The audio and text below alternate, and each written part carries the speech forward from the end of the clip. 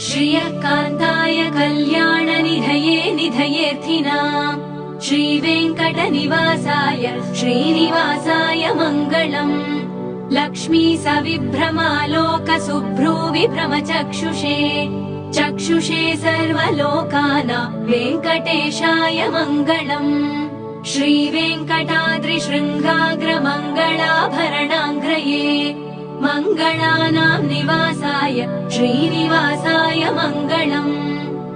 सर्वावयव सौन्दर्य सम्पदा सर्वचेतसाम् सदा सम्मोहनायास्तु वेङ्कटेशाय मङ्गलम्।